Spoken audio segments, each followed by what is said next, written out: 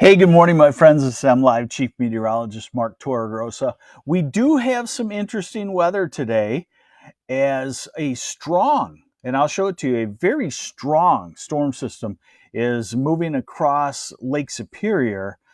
Now, where that interacts with the deeper moisture in the southern part of the state, that's where a quick line of thunderstorms is expected to develop. When I'm talking about thunderstorms today, they could be severe, but more than likely they're going to develop quickly in, let's call it the western part of the thumb, or let's call it along I-75, and quickly blow east. So we're only talking about some parts having maybe a half hour of an intense thunderstorm, but it could be severe too. So let's get into it. And if you have any questions, I am fully functional today. I can see you. Hey, good morning, Ken Donnelly from Houghton Lake, and Tim Wood, good morning from Sterling, and Jackie Wood from Three Rivers. Thanks for checking in this morning. Here we go. So, the Storm Prediction Center's outline of where the severe weather could be, that's in the yellow. That gives you a good indicator of where we think the line of storms will develop. I do want to caution you, though. What I'm going to show you on the modeling is probably close to what's going to happen, is probably the scenario that will happen, but it may not happen in that exact location. It could be back to the west 50 miles. And what will happen is wherever the storms develop, then they'll rapidly increase in intensity and they'll peak probably 2 or 3 hours later. Right now, they develop along I-75, Saginaw to the Ann Arbor area. Let's call it down 23, okay, if you want to be technical.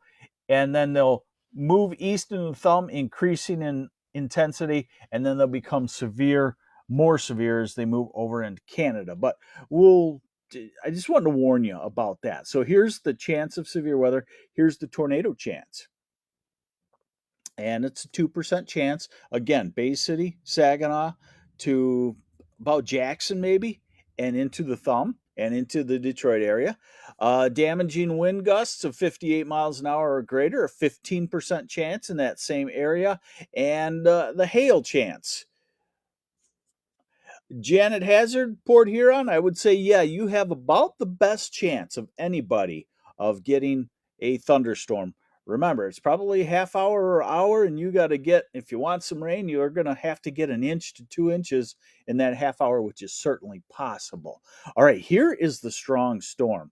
Now, we often see these curls in storms like this in late fall, winter, spring, but not so much in the winter or not so much in the summer.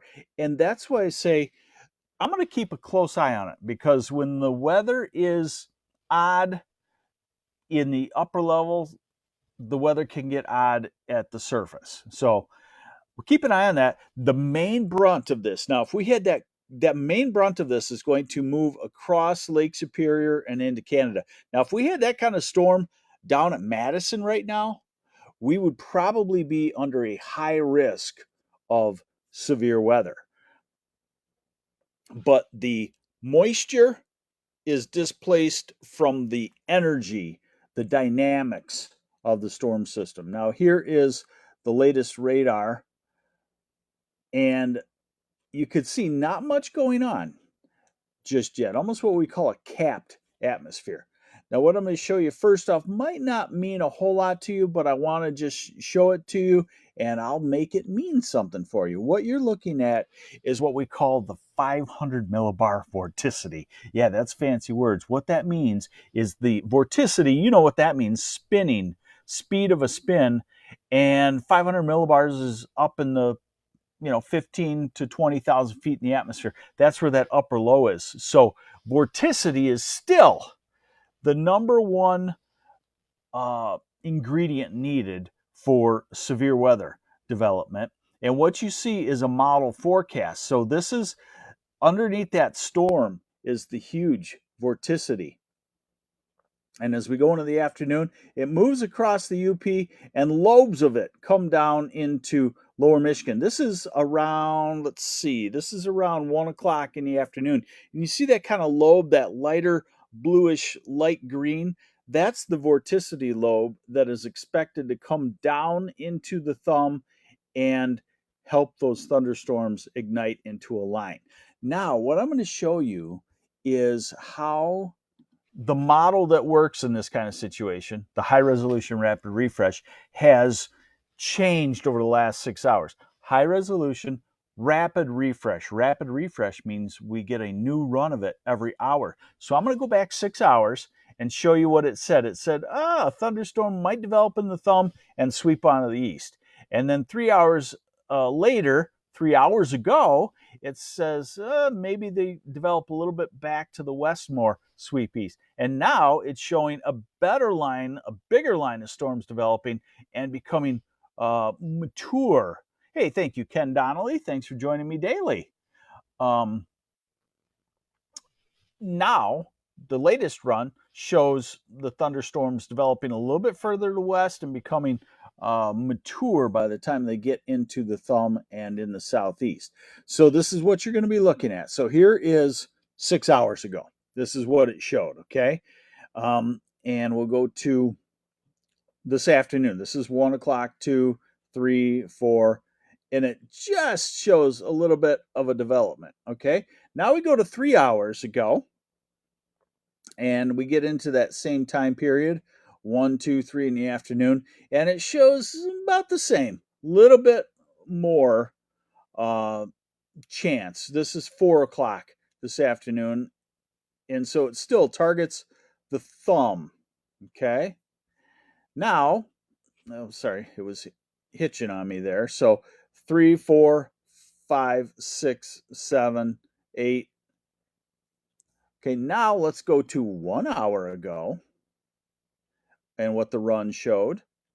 And this is 1 o'clock, a little bit farther to the west, a little bit more continuous line of storms, and still to these. So it's still pointing toward the thumb and the north side of the Detroit area. Now let's go to, let me hit refresh. Let's go to the latest run.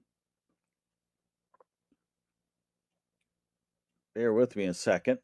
My internet is not the greatest today, and we only spend what, a gazillion dollars for it. Okay. Oh, come on. Don't fail me now. Charter, Spectrum, whatever you call yourselves. Okay. Bear with me just a second here. We'll get her to load. Well, I guess that's all we get right now. Okay.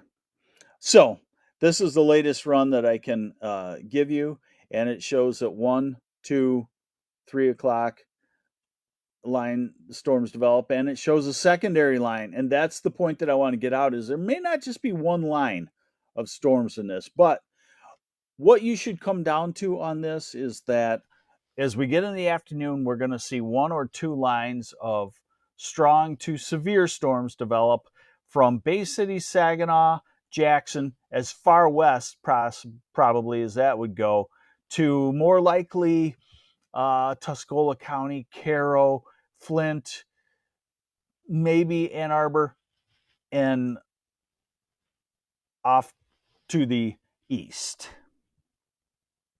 Yes, I did just complain about poor internet. Here in Frankenmuth is supposed to be, excellent, and it seems like it goes out all the time on me.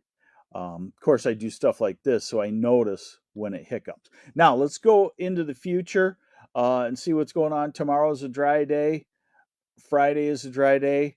Saturday, the storms come back in, and we're still watching. It's still showing that Saturday night, Sunday, decent shower thunderstorm activity comes across the state, more widespread in fashion. And it's still showing that next week, Wednesday, another widespread storm system could be moving across. So we still have two great chances of rain after we get through today's quick thunderstorm for some folks. Not for Grand Rapids, not for Kalamazoo, not for Lansing, probably, not for Muskegon, not for Traverse City. Highs today, low 90s around the Saginaw Valley and the Thumb. Otherwise, upper 80s to 90. Tomorrow again, low 90s, same area.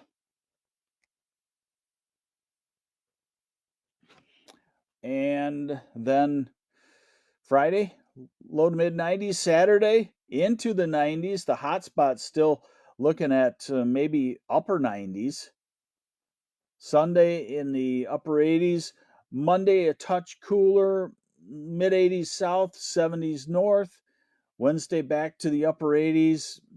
Wednesday, a lot of mid to upper 80s. Thursday of next week, Friday. So a gradual easing of the heat as we go through the week next week, but some extended heat on the way. All right, so hopefully I explained it to you. Let's take I-75 westward. You're probably not going to get any significant thunderstorm. You might get a quick 10, 15-minute thunderstorm as this line develops. East of I-75, a potent line of storms could develop in the afternoon, probably will develop, and it could be severe.